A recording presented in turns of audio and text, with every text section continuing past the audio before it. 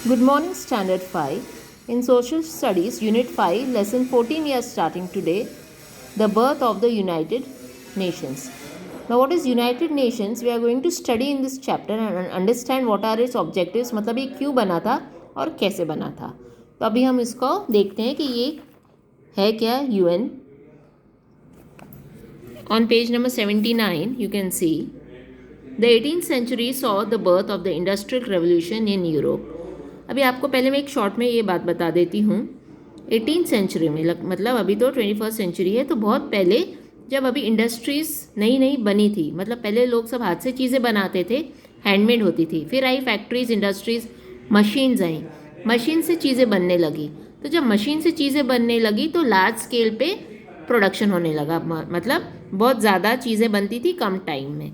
तो जो बड़े बड़े तभी जो नेशंस थे, बड़ी कंट्रीज थे, वो थे यूरोपियन नेशंस. तो वो लोग क्या करते थे, वो लोग पैसा लगाते थे, इंडस्ट्रीज़ में फैक्ट्री बनाते थे, और अफ्रीका, इंडिया, एशिया और ये जो छोटी कंट्रीज़ हैं उनसे काम सस्ते में कराते थे. तो जो भी पैसा प्रॉफिट होता था इन यूरोपियन नेशंस को होता था. इसकी वजह से बहुत ही टेंशन और झगड़े होने लगे. And there was the first world war उस टाइम पे हुई थी इन 1918. तब वर्ल्ड वॉर जब हो गई थी तब उन्होंने एक यूनियन फॉर्म की जिसको लीग ऑफ नेशंस कहा गया था. वो यूएन का फर्स्ट स्टेप था. मतलब ये लीग ऑफ नेशंस क्यों बना था? टू प्रिवेंट फ्यूचर वॉर्स, मतलब आगे वॉर्स ना हो, सब नेशंस में मनमुटाव नहीं हो. कोई प्रॉब्लम अगर कंट्रीज़ में आपस में होता है तो ये लीग ऑफ नेशंस वो आपस में बिठा के सॉल्व करता है ताकि वो बात वॉर तक नहीं पहुँचे. तो this led to a rivalry, मतलब दुश्मनी आपस में. तो उसे रोकने के लिए ये यूएन बना था. तो जब ये बना था स्टार्टिंग में 1918 में, it was called the league of Nations, not the UN. उसके बाद the second world war had started among the European Nations. उसके बाद सेकेंड वर्ल्ड वॉर भी हुई, वो उसे रोक नहीं पाए थे. Soon it spread and affected other countries of the world. This war was more destructive in terms of lives lost and cities destroyed. ये फर्स्ट वर्ल्ड वॉर से भी ज़्यादा खतरनाक थी, डेंजरस थी. इसमें इतने सारे लोग, मिलियंस ऑफ लोग मर गए थे. और आपने सुना होगा जो इन 1945 on the 6th and 9th August the USA dropped atom bombs on the two cities of Japan, that is the Hiroshima and Nagasaki. First time atom bombs use हुए थे वॉर में, जिसमें ये दोनों पूरी की पूरी जो हैं सिटीज़ जो थी जापान की ख़त्म हो गई थी. तो इसमें इतने सारे लोगों की लाइफ गई थी जिसका आज तक हम नाम लेते हैं, the agony and the apathy of war. War के जो ख़राब इफ़ेक्ट्स होते हैं.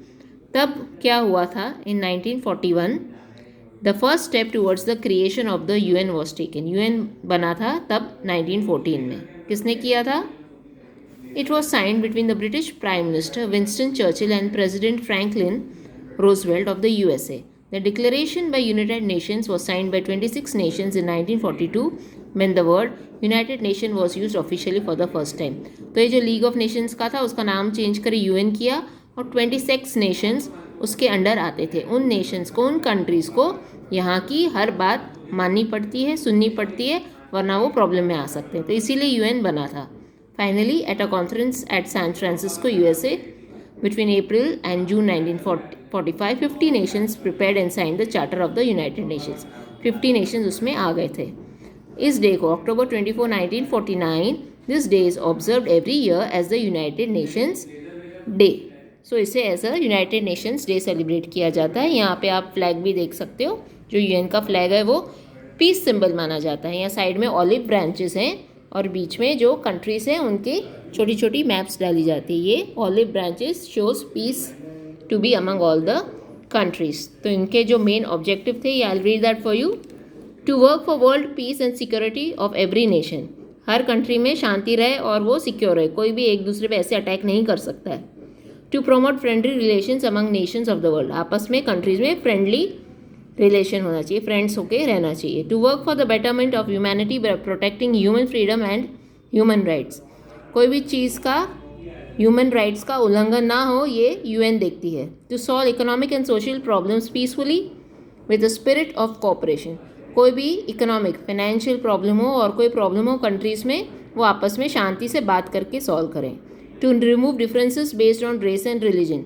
कोई भी कास्ट के नाम पे या धर्म के नाम पे कोई भी झगड़ा झगड़ी या डिफरेंस नहीं होने चाहिए। To help the member nations to fulfil these objectives, उनका काम है देखना कि ये कंट्रीज़ ये सब चीज़ें फॉलो करती है या नहीं। तो ये United nation works for 2 main goals, उसका 2 मेन ही ऑब्जेक्टिव है काम करने का, एक पीस एंड ह्यूमन डिग्निटी, हर जगह शांति हो और ह्यूमन की ह्यूमैनिटी उस रिस्पेक्ट में हर कोई रहना चाहिए।